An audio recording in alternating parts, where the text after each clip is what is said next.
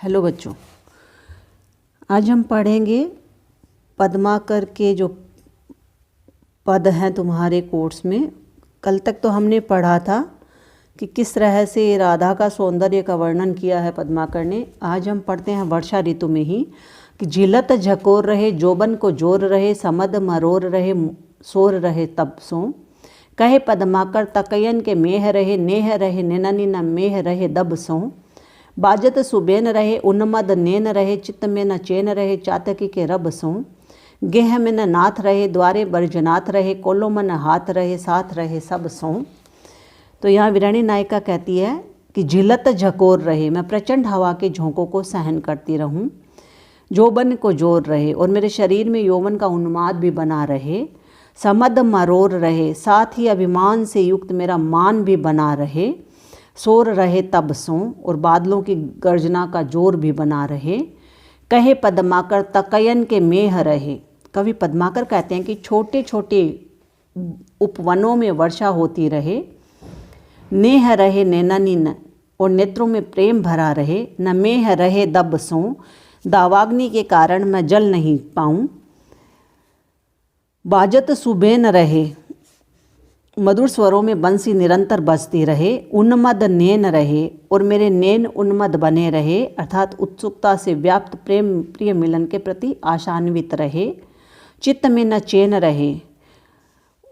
और आगे वो कहते हैं चित्त में न चैन रहे चातकी के रब सो, चातकी का मधुर पीऊ पीऊ शब्द सुनने से मेरे चित्त का चैन समाप्त होता रहे अर्थात मेरे द्वार पर सदा अर्थात चित्त अशांत रहे, गेह में न नाथ रहे क्योंकि मेरे प्रियतम पति घर में नहीं रहते हैं, वे प्रवासी हैं, परदेश गए हैं, परंतु द्वारे ब्रजनाथ रहे, मेरे द्वार पर सदा ब्रजनाथ श्री कृष्ण दिखाई देते रहें, कोलो मन हाथ रहे, अन्य सब लोग साथ में रहते हैं परंतु परवासी प्रियतम के कारण मेरा मन मेरे हाथ में नहीं है, इस व्यथित मन को किस विधि से अपने हाथ में या अपने वश में रख सकूं। है यहाँ पर अनुप्रास यमक परिक्रम एवं काव्यलिंग अलंकार है बच्चों, कवित छंद है। आगे आप ही आप पे रूसी रही, कबहू पुनि आप ही आपस मनावे, त्यों पद्माकर ताल तमालनी बेटी बे को कबहू उठी धावे, जो हरि रावरे चित्र लिखे तो कहूँ कबहू हंसी हेरी बुलावे, व्याकुल बाल सुआलिन सो कहो चाहे कछु तो कछु कही आवे। तो कोई गोपी है राधा की सखी या गोपी या दूती नायक से जाकर कहती है कि विरह व्यथा से उन्मादित वह नायिका कभी स्वयं ही अपने आप से नाराज़ होती है और कभी अपने आप को ही मनाने लगती है। कवि पद्माकर के कहते हैं कि उस सखी ने कहा कि वह नायिका कभी तो पड़ी रहती है और कभी ताल तमाल और के वृक्षों से मिलने के लिए उठकर दौड़ पड़ती है। हे हरि, यदि उसको आपका चित्र कहीं दिखाई देता है तो क्या कहा जावे, वह हंसकर चित्र को देखती है और आपको बुलाती है। ऐसी विरह व्याकुल ब्रजबाला या राधा अपनी सखियों से कहना तो कुछ चाहती है परंतु कुछ और ही कह डालती है या कहती है।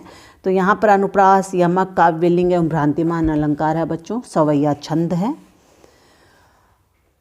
अगला पद आज बरसाने की नवेली अलबेली बधू, मोहन बिलोकी बे को लाज काज ले रही, छज्जा छज्जा झांकती झरोखनी झरोखनी वे, चित्र सारी चंद सम वे रही, कहे पद्माकर त्यो निकसो गोविंद ताही, जहाँ तहाँ इकटक ताकी घरी द्वे रही, छज्जा वारी छकी सी उजकी सी झरोका वारी, चित्र कैसी लिखी चित्र सारी वारी वे रही।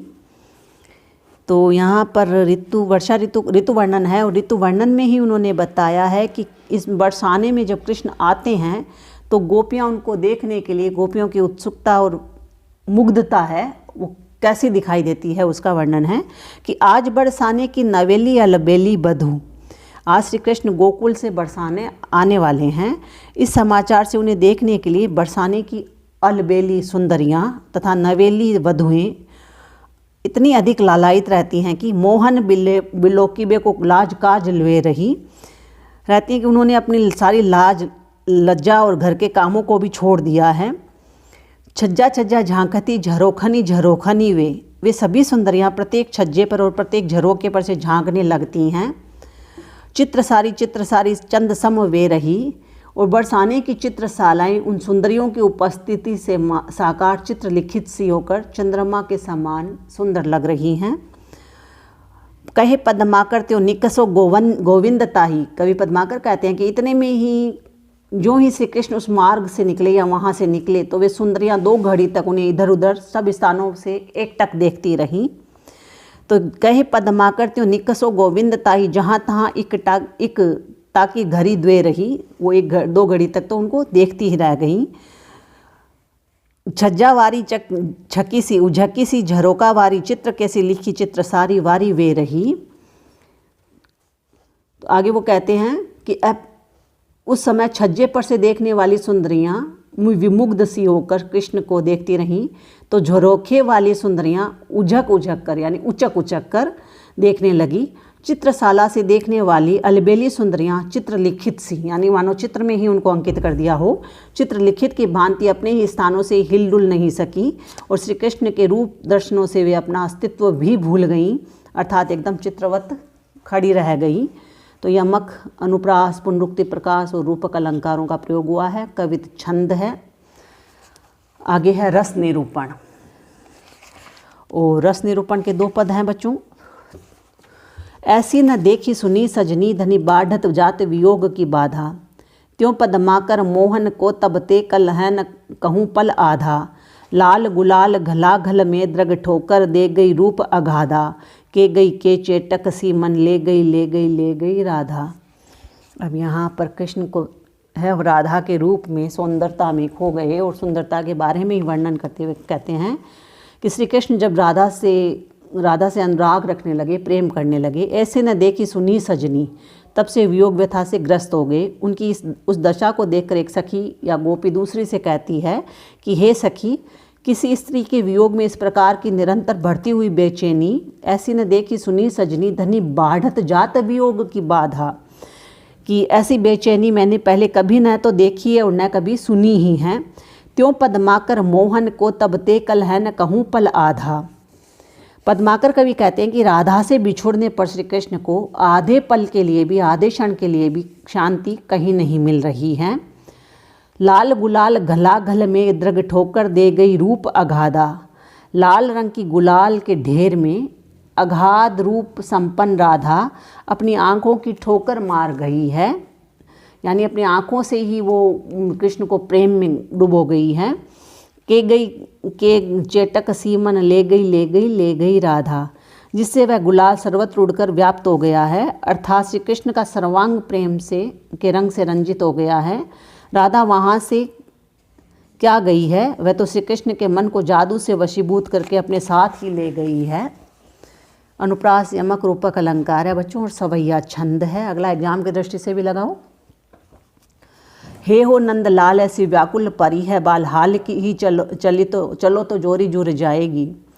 कहे पद्माकर नहीं तो ये झकोरे लगे, ओरे लो अचाक बिन घोरे घूरी जाएगी। सिरे उपचारन घनेरे घन सारन को देखत ही देखो दामिनी लो दूरी जाएगी। तो ही लग चैन जो लो चेती है न चंदमुखी, चेतेगी कहूँ तो चांदनी में चूरी जाएगी।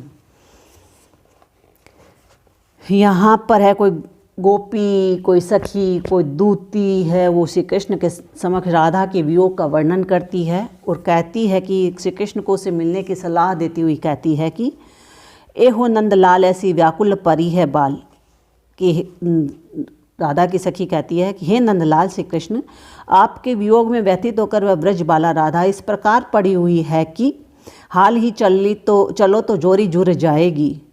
अगर आप उसके समीप अभी शीघ्र ही चलेंगे तो आपकी जोड़ी मिल जाएगी, अन्यथा नहीं, अर्थात उसकी मृत्यु समीप है, अभी समीप आ जाएगी और वो मृत्यु हो जाएगी उसकी, और आप दर्शन को ही तरसते रह जाओगे। कहे पद्माकर नहीं तो ये झकोरे लगे। अब पद्माकर कवि कहते हैं